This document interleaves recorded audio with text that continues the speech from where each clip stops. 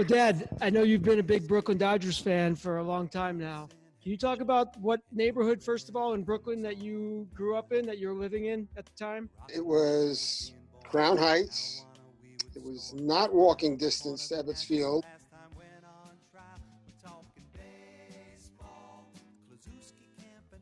We were very familiar with the Dodgers on the radio. So that's how we got mostly involved. And of course, talk in the streets among our friends. It was quite a long time coming between the time we listened on the radio and when Jackie Durla was the first one on the block to get a TV. So we were really used to listening to Vince Scully and Red Barber and following along, probably with elaborated descriptions of what was going on in the games. I don't think there was a single Yankee fan any walking distance from where I lived. Crown Heights, I would say, is about maybe 2.5 miles from Ebbets Field. It borders on parts of Brownsville. It was originally called Crow Hill. Crow Hill was called that because the neighborhood of Weeksville was a black community. And so it was kind of a derogatory description of that part of Brooklyn, but Crown Heights was primarily a Jewish neighborhood, and the schools there were excellent, and we were very fortunate to be there. When you talk about growing up on St. John's Place, that was in Yeah. Crown Heights? Yes. You've been by there. We have taken you on a tour. Yeah, I remember. And I remember Yes. driving by where Ebbets Field used to be, which is now what? Housing projects that went up several years after the stadium was torn down. This is a great time to tell a quick story that we heard from Pete Hamill. Pete Hamill, who loves to walk neighborhoods all over the city. He was walking in Brooklyn past what are called the Ebbets Field houses. And there was a big sign painted on one of the walls that said, "No ball playing." That's Pete Hamill at his best. Nice. So you were 2.5 miles away from Ebbets Field. Was Ebbets Field not in Crown Heights? What neighborhood was that No, in? that was in Flatbush. Flatbush. That's why he was the Duke of Flatbush. Duke of Flatbush, that's right. Were either of your parents Dodgers fans? There was no really baseball enthusiasm, no, on that part of the family. I will tell a quick story of how you got to Ebbets Field the few times that you could afford it. And that was because one of their sponsors was Borden's Ice Cream. Elsie Borden, cow, was on the wrappers of Dixie cups. And if you collected 10 of them, and usually you were collecting them out of the gutter where people had described them, and sent in a quarter, you would get tickets to the bleachers. And that's primarily the way that I got into Ebbets Field. Frequently would you go to games? Not that often. It was mostly on the radio. I would say maybe about a half dozen times total, which seems bizarre, but that was about it. And of course, they left Ebbets Field. I was only 14, so... We'll get there. So you already mentioned that you listened on the radio. Who was the first kid in the neighborhood who had a TV, you said? Jackie Durla. I'll give you a little sidelight there. He was the only one of our friends who was not Jewish. And the reason I got hooked on trains was his dad set up trains around the Christmas tree every Christmas. And I remembered that. So did you ever get to watch a game on TV at Jackie's house? Eventually in black and white, yes. So what year are we talking about? We're talking about the early 50s. 51, 2, 3. The Dodgers made the World Series in most of those years. I remember the years that they didn't. The Phillies took it in 1950 and the Giants in 1954. Why are they called them bums, the bums? How'd that come about, do you know? That was a cartoon drawn in the Daily News, I believe, by Willard Mullen. It was a very working class neighborhood. The Yankees were felt to be very elite, Right. and the Dodgers kind of an everyman's team. And the fact that they lost the World Series consistently fit the description. There was finally a picture of it, I think, with a bum smiling in 1955, but wasn't very happy those other years. So even though they made to the World Series 6 out of those 10 years, they were still considered the bums because they couldn't win the big one. Correct. Wow. Of course, once they did in 55, 56 they lost, and notoriously because that's what Don Lawson pitched his no-hitter against them. Oh, yeah. And then Milwaukee made it in 57. That picture came from the Daily News, and the best part of it is the Yankees picture is on the back of that facing the wall. You know, they went through Yes. several different names, Yes. including the bridegrooms, the grooms, Yes. the Superbas, the Robins. They would have just stuck with the bridegrooms or the Robins. They have been as popular. I doubt it.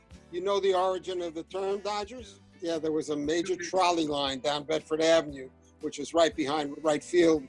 And to get to the stadium, you were a trolley Dodger. I will talk about the right field wall because it has a lot to do with Willie, Mickey, and the Duke. Right. All right. Yankee Stadium was built, the house that Ruth built, because as a left-handed hitter, as was primarily Mickey Mantle, they only had a 4-foot wall in right field. Ebbets Field, because of Bedford Avenue, and it was right there behind it, had a 40-foot wall. So there was no way that Duke Snider was ever going to hit the same number of home runs. Because every time he hit that wall, it would have been a home run in Yankee Stadium, but only a double in Ebbets Field. So statistics will show that. So only the Dodgers fans knew that Duke Snider was as good or better than any Yankee who's ever played? Pretty much, yes. Of course. Absolutely. The fact is, the feeling of being fortunate to grow up at a time when there are 3 high-quality major league teams in the same city was remarkable. And the fact is, no matter how much you loved Duke Snider, you also loved Willie Mays. Mantle was another story, but he was the best switch hitter probably who ever played. So the Giants played where? Like Upper Manhattan? Yes, right. Actually, you could see Yankee Stadium in the Bronx across the Harlem River from where the Polo Grounds were. Yes. So Jason, what'd you ask? Who rooted for the Giants? You know, you hear so much about the Yankees and the Dodgers. Who was rooting for the Giants? Well, the Giants were in Manhattan. They were in Upper Manhattan. Really? It was a very populated neighborhood as well. They didn't lack for fans. They were the Manhattan team. Where in Manhattan was that stadium? It was in Upper Manhattan, right off the Harlem River. Right now, it would be probably considered East Harlem, and that wasn't at the time.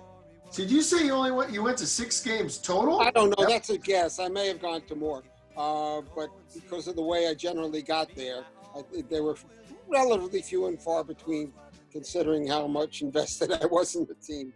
So the games that you did go to, who did you go with? I think I usually went with my friend Bob Fox. Oh, nice. Did he live in the same neighborhood? We lived on the same block. And they made a trip to Cooperstown together as adults. Well, that's funny. I'm wearing this hat in this picture, which was taken, I believe, when I visited him in Ohio, where he came And to it's live. the same I was picture. there and I took that picture. Thank you. Holy cow! There's a duplicate picture like that of them as boys. Let me see if I can find it. Hold on. That one. Oh. Yeah. That was taken at Lincoln Terrace Park, where we played most of our baseball. So in 55, do you remember specifically the playoffs and the World Series and listening to it, or? Yes, we all listened on the radio. Time now for the concluding game of the 1955 World Series. The lineups is given you by Bob Neal are correct. Gilliam will lead off for the Brooklyn Dodgers. He'll be in left field. Reese at shortstop. Hitting third despite a bad knee, and it's heavily taped, is Duke Snider. He'll be in center. Roy Campanella, the catcher. Carl Furillo in right. Hodges will be the first baseman, hitting sixth. Hitting seventh, Don Hope, taking the place of Jackie Robinson at third base. Then will come Don Zimmer at second base, hitting eighth, and the number 9 hitter for the Brooklyn Dodgers, the pitcher from Weatherby, New York, left-hander Johnny Podres. The joke was you could walk through a neighborhood and the game was coming out of everybody's window. Yeah. Most of us listened on the radio. Kids did bring the radios to school, and for the most part, they allowed us to listen. I think some of the teachers had it on the radio as well, so we didn't miss out on that piece. But it went to 7 games, right? Yes, sure did. I don't know if you're asking any questions about that 7th game, but Can you see it? There it is. That's the catch that won the World Series. And he was just put in that inning for defensive purposes. It was only because his glove was in his right hand, because he was a lefty. He was able to make that catch. Yeah, isn't there some kind of painting? Look. Oh, you mean this one? That's great.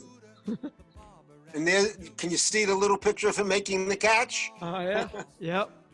Perfect. Thank you. Thank you for that as well.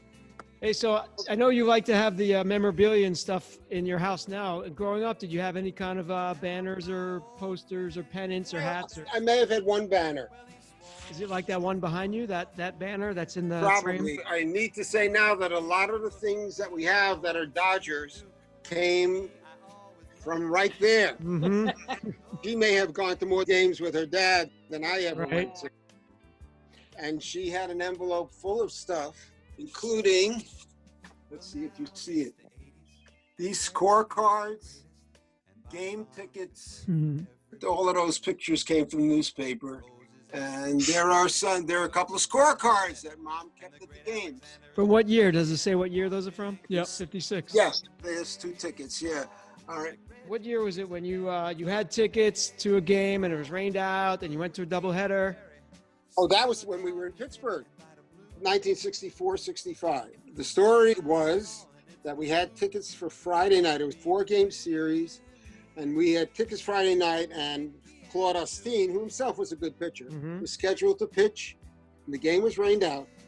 So we got tickets automatically for the doubleheader the next day, and the 2 pitchers were Sandy Koufax and Don Drysdale.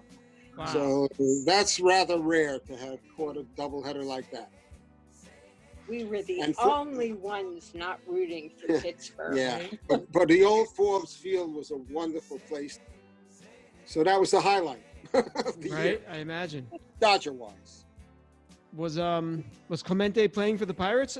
Yes. Yes.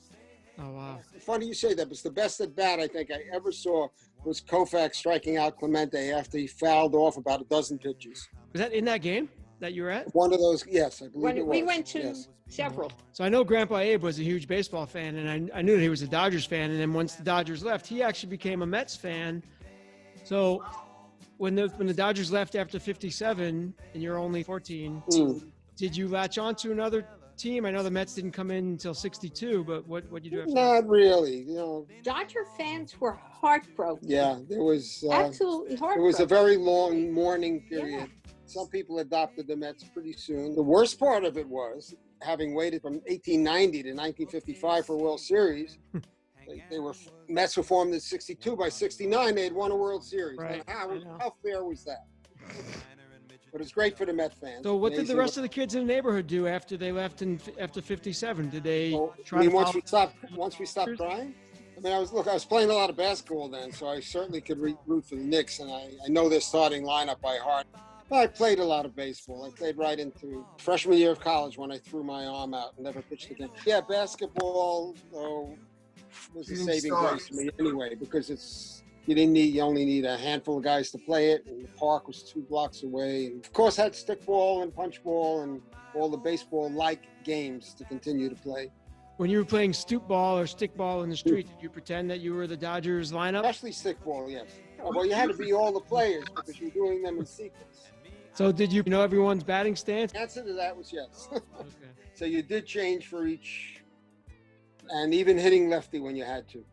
I know you guys were in Pittsburgh that year, so you went to some games, Dodgers against Pirates. Once you left Pittsburgh, what did you do about rooting for any kind of team for the rest of the 60s and the 70s and beyond? The Mets were worthy of rooting for. You know, they were in the right league. Let's put it that way. Right. But then we got really into basketball. Dad had always played, and he brought me into being interested in. Chef, we almost named you Cassie Russell. I know. There's still 15 surviving players who ever played for the Dodgers, the Brooklyn Dodgers. Uh-huh. Everyone from Bob Aspromonte, Okay. who was the very last Brooklyn Dodger to play in the majors. He's Okay. only 81. To a guy named Chris Hoffey, who pitched one game in 1943. Wow. But as you know, Koufax, Lasorda, Roger Craig, Carl Erskine. I don't know if these guys were on the 55 Dodgers. Jim Gentile, Tommy Brown, Eddie Basinski. I remember those names. Do you remember when we went in 2005 to the game in LA? Oh, yes. Yeah. I think Right, there the were, 50th anniversary. yeah, I believe Yeah. there were 11 of them there. It included Don Newcomb. I Yep. know Erskine was there. Campanella's wife was there. I don't know if these guys have like a mailing address or a social media account, but if they're surviving members of the 55 team, is there anything you would want to ask them? Well, what was most interesting about it being a hometown team, I don't think it's so true anymore, is that many of the players lived in the neighborhood in and around the stadium. So they were neighbors to many people.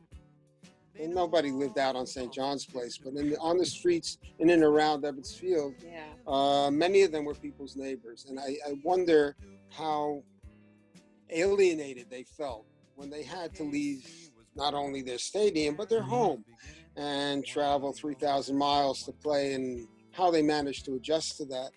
A very alien culture and neighborhood. So moving from Ebbets Field and living in the neighborhood to then having to play in, was it Chavez Ravine? Yeah. And I don't know where these players lived once they moved to LA, but there's no way they could have assimilated into their working class neighborhood like they did in Brooklyn, because I don't know if that Exactly. existed in LA.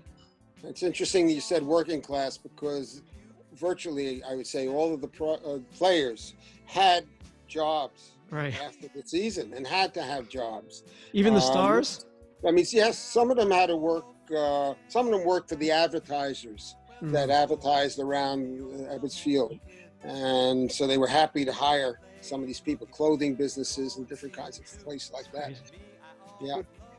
That's wild that they had to have a job in the off season to Yeah. survive. Hey, what was the sign in Ebbets Field where it was hit it here? Win a suit? Win a suit. Yes. Abe Stark. Abe Stark. So that wasn't Yes. for a home run though, right? It was just on the wall? It was the reason that it was so hard to hit is that it was at the bottom of the scoreboard. So a low line drive that couldn't be caught. Did they sell T-shirts and jerseys? Was that a thing? That's a good. I don't remember They, that. I would assume yes. Probably Hey, not so- jerseys. I don't remember seeing anyone in the stands wearing jerseys. Yeah, hats. I would say yes.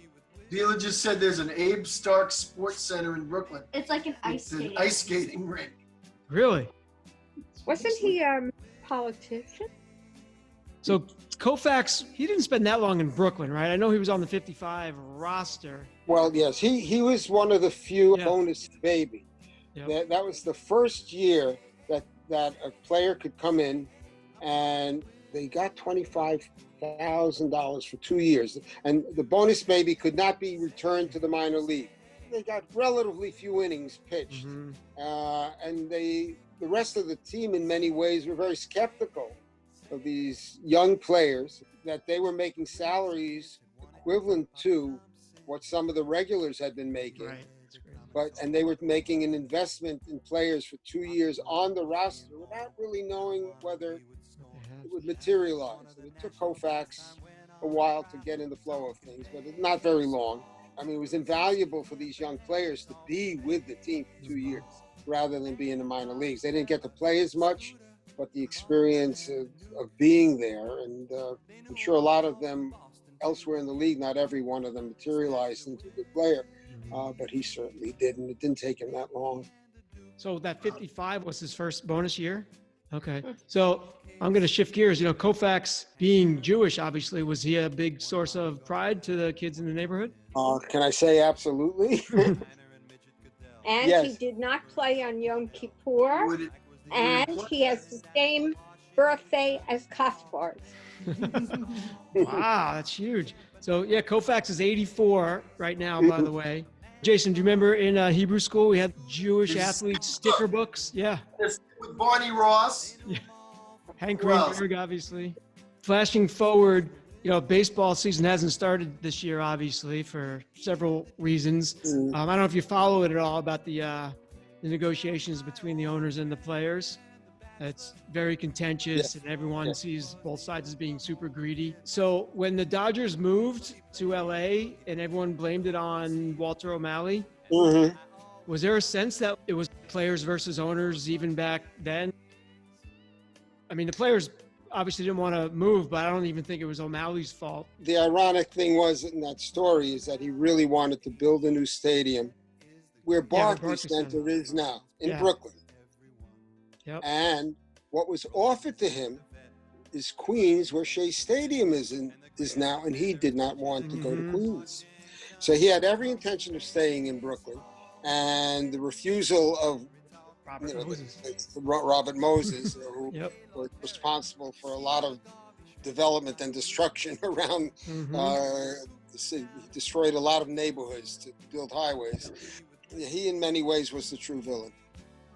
Although people still stick to that, the three worst people in history, Hitler, Stalin, and Walter O'Malley. But you really can put Robert Moses at the end of that phrase. Yeah, I agree. I didn't know that until years and years later, that Robert Moses guy, who a lot of people touted as his full engineer. I don't know what his title was, but... Made New York, right? Yeah, well, what did he make? He made the suburbs, and he made highways. Right. Right, he built the highway to Jones Beach, and the highway that goes there is Robert Moses Causeway.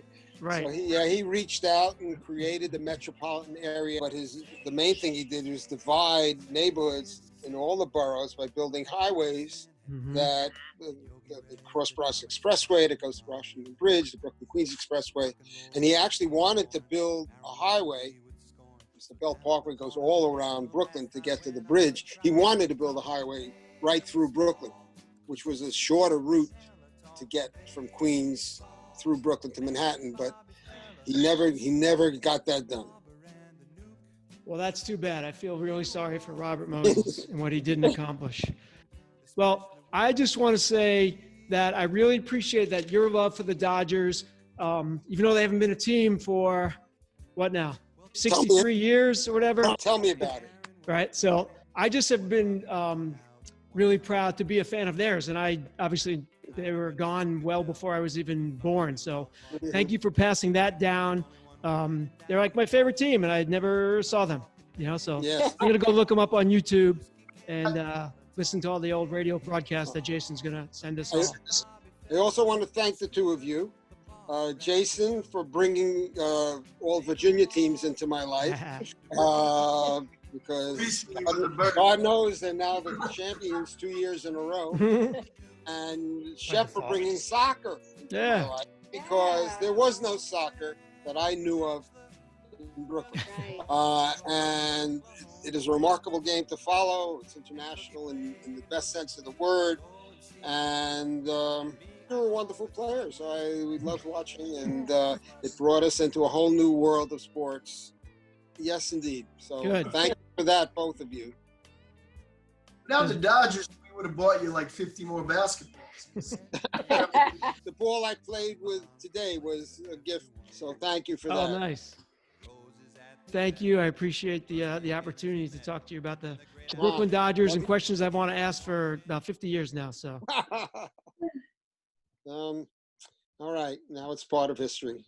That's for sure. I'm talking baseball, like Reggie Quisenberry, talking baseball. Carew and Gaylord Perry, Seaver, Garvey, Schmidt, and Vida Blue. If Cooperstown is calling, it's no fluke. They'll be with Willie, Mickey, and the Duke.